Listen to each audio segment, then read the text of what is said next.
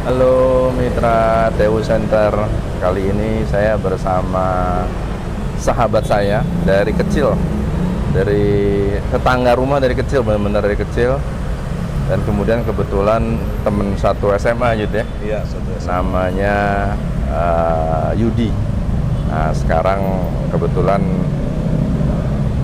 bergabung dengan TU Center sebagai mitra UKM TU Center dengan membuka warung kopi. Kalau kita bisa lihat nih settingannya warung kopinya, wah sangat estetikanya luar biasa nih, Yudi. Jadi ini apa namanya? Mungkin hari ini saya mau ngobrol, minta mendengarkan suka dukanya. Kalau bergabung dengan TU Center sih udah jelas karena kawan baik saya. Kemudian apa namanya, kebetulan tempatnya juga pas di dekat kantor, jadi tepatnya di kantor bahkan ya, di daerah Haji Nawi, Raya Dalam. Kemudian beliau kayaknya senang dengan kulineran, makanya saya udah sekalian aja deh bareng-bareng mengembangkan apa namanya, ini kopi 191 Kopi ya? 191. Baik gitu. Jadi gimana Jud sampai bisa bikin coffee shop nih, kira-kira awalnya gimana? Kemudian nanti habis itu bisa cerita suka dukanya, kemudian juga kesan dan pesan nanti untuk pengembangan TU Center ya. Seperti saya pernah cerita, TU Center nanti bisa, moga-moga saya bikin TU Center ini bisa menjadi hub ya, menjadi portal untuk bagi semua UKM mendapatkan informasi mengenai pembiayaan, dan bagi semua program pembinaan UKM juga bisa mendapat menyalurkan dan melaksanakan pembinaannya sebanyak mungkin buat para UKM. Jadi gimana awalnya, mulai dari bikin coffee shop nih ceritanya? Awalnya dari hobi kopi. Oh, hobi kopi. Gue sebenarnya hobi kopi dari awal. Seneng kopi, seneng buat kopi. Tapi kalau dibilang pengalaman kulinernya, karena buka kedai kopinya, karena ya lumayan punya pengalaman dagang makanan lah gitu. Dari dulu, dari zaman kafe tenda dulu. Zaman kafe tenda tahun berapa tuh ya? Wah, zaman Masih kuliah ya? itu. Iya, masih kuliah. Saya sempat buka warung Jepang dulu, Takenoko di Radio Dalam, sekitar 2 tahun. Terus pernah buka kantin, makanan di kantin sekolah anak saya dulu. Terus terakhir pernah buka warteg juga di apartemen Essence. Oh, Essence Dharma Wangsa. Essence Dharma Wangsa.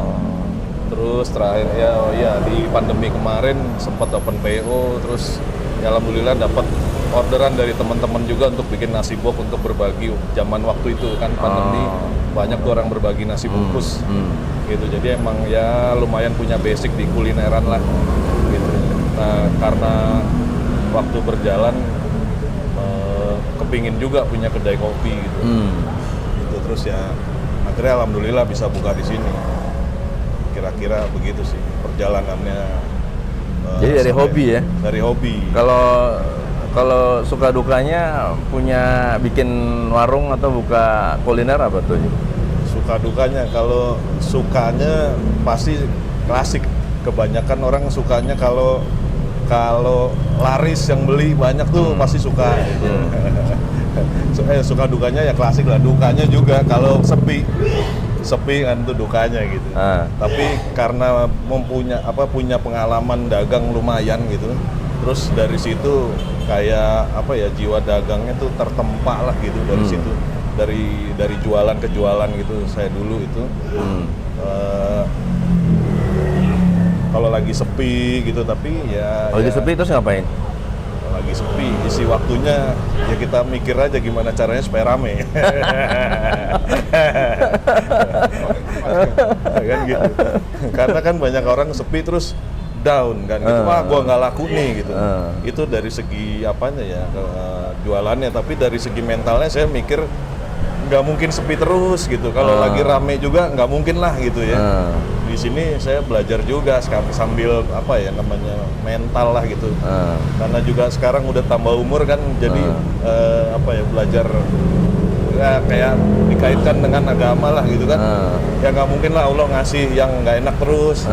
Enak terus juga nggak mungkin. Malah kadang kalau sepi saya percaya gitu.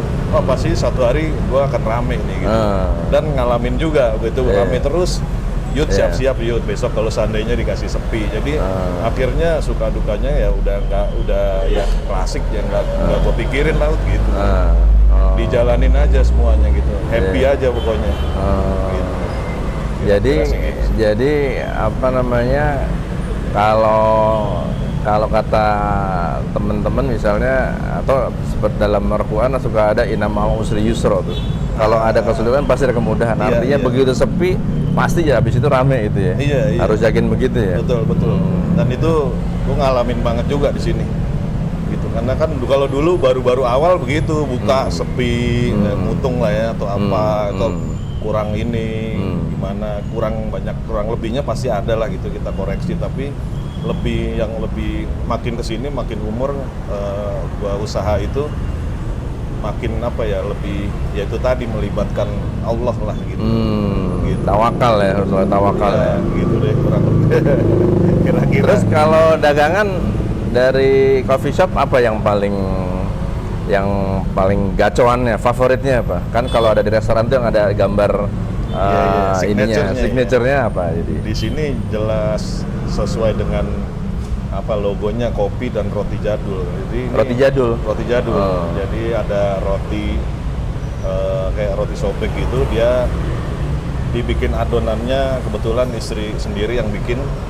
Isinya mocha meses sama ada yang cream butternya gitu. Bikin sendiri tuh istri? Iya, bikin sendiri. Istri katanya keturunan Belanda, jadi jago bikin roti. Kebetulan, kopi roti. Istri gua ke Solo, ke Jogja gitu kan, kita beli makanan khas daerah gitu. Dia nggak nanya sama gua, ada toko roti nggak di sana gitu. Gitu. Nah, dari awal dari efek pandemi di rumah nggak ngapa-ngapain, belajar bikin, explore. Ketika ada kesempatan buka di sini. Ini kayaknya kan di daerah sini banyak kopi nih, banyak coffee shop lah, kedai kopi gitu, tapi harus ada sesuatu lah yang insya Allah jadi andalannya, membedakan ya. Iya. Gitu.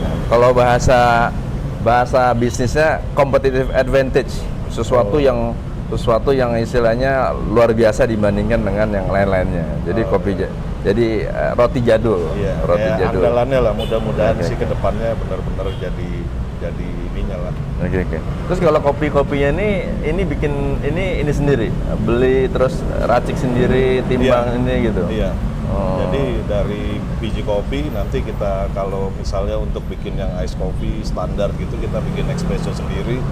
Terus gua milih sendiri kopinya, ada satu tempat langganan, kebetulan dia ada roastingnya di situ juga, bisa minta jenis roastingnya seperti apa. Lalu ada juga yang namanya single origin gitu. Single origin tuh yang buat manual brew-nya. Gitu. Jadi satu jenis saja. Kalau manual brew-nya, biji kopinya tergantung aja.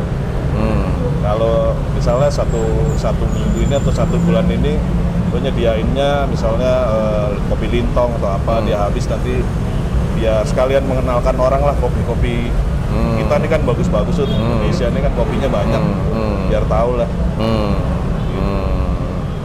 Nah, terus kita udah bicara suka dukanya, udah bicara produk unggulan. Mungkin yang terakhir yang gue mau tanya, Yud, mungkin ada pesan-pesan nih kan. Jadi bilang udah berumur sekian. By the way, kita di kelas 55-an ya, umur 55-an nih. Jadi NTW 60. Udah bonus dibandingkan teman-teman yang udah pada meninggal duluan. Jadi nah mungkin kalau ada kesan-pesan buat teman-teman UMKM ya yang lagi mau membangun bisnis atau yang sedang membangun bisnis, kemudian juga nanti kesan-pesan buat TU Center ya, kalau ini dulu minta nasihatnya dari yang tuaan buat yang mudaan. Jadi lebih ke ini sih mungkin ya, bukan pesan tapi berbagi aja gitu, sharing sih. Jadi berdasarkan pengalaman untuk dagang itu modalnya sesuai perjalanan pengalaman gue ini adalah sabar dan ikhlas aja. Sabar dan ikhlas. Iya, sabar dan ikhlas dijalanin, karena itu tadi kalau kita bisa menerapkan di hati kita seperti itu, insya Allah kalau sepi nggak mungkin sepi terus gitu. Kalau rame ya harus siap-siap. Satu saat mungkin kita ya mungkin jangan sampai lah nggak ada yang beli gitu. Gitu di tengah persaingan banyak. Gitu sih sharing. Jadi sabar dan ikhlas aja jalan. Oke. Sambil ya berpikir inovasi terus tetap gitu. Terus kalau kesan pesan untuk TU Center nih yang sekarang gue lagi bikin ya, untuk pengembangan UKM nih kira-kira apa? Ini ya, minta nasihat, minta ini supportnya dari Yudi. TU Center ya. Jadi supaya bisa makin banyak UKM yang bisa kita bina lah gitu kira-kira. Iya sih sebenarnya kalau sharing-sharing juga sama teman-teman. Nah dari jualan ini banyak banget gue berinteraksi sama pedagang yang mungkin masuk ke golongan UMKM itu gitu. Mereka sebenarnya hebat-hebat, tapi di luar mereka punya kemauan sama mental yang gue lihat gitu. Mereka bisa berkembang, tapi kan susah tuh kebanyakan ya maaf aja, mereka kan modal seadanya gitu. Mungkin dengan adanya TU Center ini bisa membantu mereka lah untuk pengembangan usahanya lah, kurang lebih gitu sih. Karena banyak banget tuh. Sebenarnya gitu mereka ya? hebat-hebat loh. Mungkin karena nggak ada akses informasi kali ya. Iya. Nggak Gitu tahu juga. mau kemana, mau nanya juga nanya siapa gitu. Iya. Karena ya mental gue ini kebentuk bergaul sama mereka dulu jualan di jalan. Dulu ya balik lagi ke tadi, kebentuknya gimana? Kita kan jualan mungkin waktu itu iseng gitu ya, atau apa ya, belum ya cari duit, tapi bukan nggak beda tujuannya cari duitnya gitu. Jadi dapat sedikit marah atau kesel gitu. Gua kebentuknya di situ. Mereka yang mungkin kehidupan sosialnya beda sama gua gitu. Mereka mau laku 1, laku 2, happy, ketawa terus lu. Kok gua yang jualannya istilahnya masih ada orang tua gitu, kok gini. Nah itu jujur aja sih banyak kebentuk di situ gua. Mental dagang tuh banyak kebentuk di jalanan. Gitu. Sementara mereka hebat-hebat, tapi balik lagi ke ya kasihan lah ya, mereka bener-bener mereka nggak buat ngidupin anak istri, buat nyekolahin. Jadi benar-benar topangan keluarga ya. Iya. Baik kalau gitu. Oke, sip. Gitu. Terima kasih banyak Yudi atas sharingnya dan mitra UKM. Mudah-mudahan interview ini bisa memberikan semangat ya. Memberikan semangat buat kawan-kawan yang ingin memulai bisnis kuliner, mobil khusus coffee shop, dan semoga semuanya bisa sukses dalam menjalani usahanya. Sukses itu setiap orang lain-lain ya, setiap orang lain-lain. Jangan kita menganggap sukses itu hanya usaha besar, tapi hidup tenang, kemudian tidur nyenyak, kemudian makan enak, itu teman banyak, bisa ketawa-ketawa, itu bisa ibadah, itu semua sehat, itu semua merupakan salah satu faktor yang menyebabkan kita sukses. Saya sendiri banyak ketemu orang yang kalau dari sisi istilahnya keberhasilan lah gitu ya, dari sisi bisnis, ada yang bisnis sampai ratusan miliar, ada triliunan, tapi kemana-mana harus bawa obat tidur kalau mau tidur. Nah, itu ketawa nggak bisa lepas. Ketawa nggak bisa lepas, gitu ya. Nggak punya teman karena khawatir kalau ketemu teman-teman banyak, takut ada orang punya interest gitu kan. Nah itu semua itu merupakan definisi sukses yang luas, yang mana kita semua harus bisa mendefinisikan apa definisi sukses buat kita sendiri. Gitu. Baik kalau gitu, terima kasih banyak. Mudah-mudahan sampai ketemu di lain kesempatan. Terima kasih.